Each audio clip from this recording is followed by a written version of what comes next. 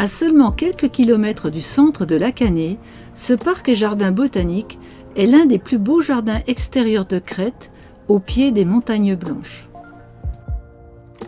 C'est ici qu'en 2003, un incendie ravageur, dû à la rupture d'un câble électrique lors d'une tempête, brûla plus de 60 000 oliviers de plus de 400 ans.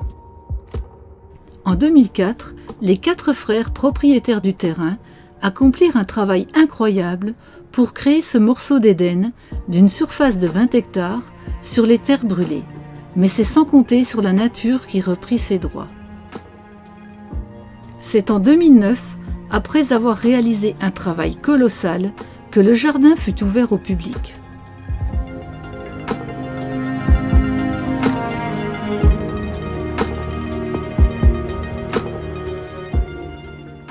Nous partons à la découverte de ces merveilles botaniques en suivant les sentiers tracés et balisés dans cette luxuriante végétation.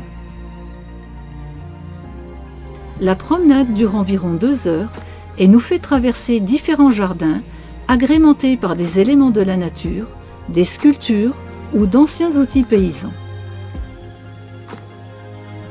Ce parc botanique est représenté par un jardin tropical, des terrasses d'herbes méditerranéennes, des plantations de cactus, des allées d'agrumes, des jardins d'arbres fruitiers méditerranéens.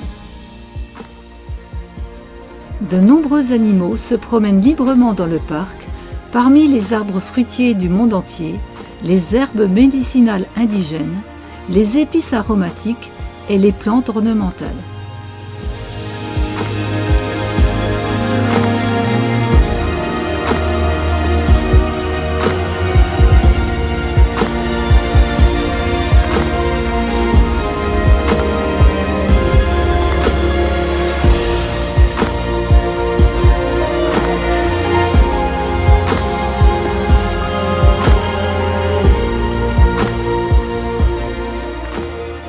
Beaucoup de charme se dégage de ce parc où l'on est en totale communion avec la nature.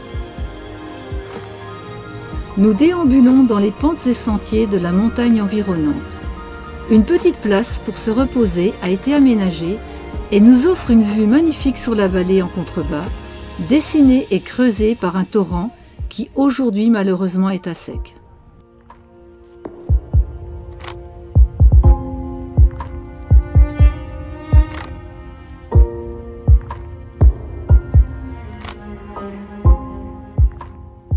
Nous avons l'exemple des restes de la catastrophe de 2003, avec sous nos yeux un mûrier survivant et ses terribles blessures.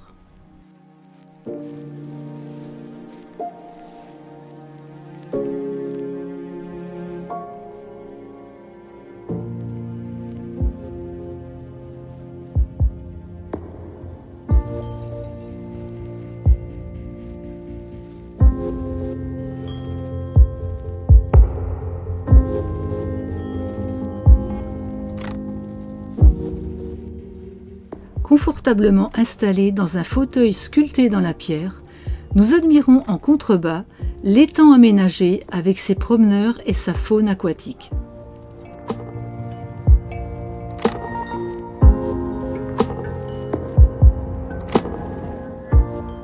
Un fruit que nous adorons particulièrement, le yuzu, au parfum si subtil que nous retrouvons avec grand plaisir chez notre glacier favori, Oli.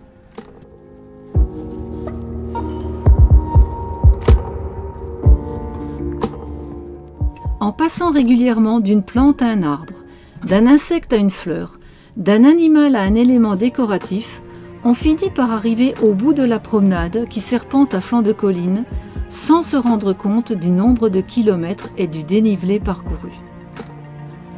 C'était une magnifique journée dans la nature et une excellente leçon pour nous tous, qui prouve bien que des hommes, grâce à leur travail, leur courage et leur persévérance, ont réussi à partir d'une terre brûlée, à créer comme par miracle un petit paradis.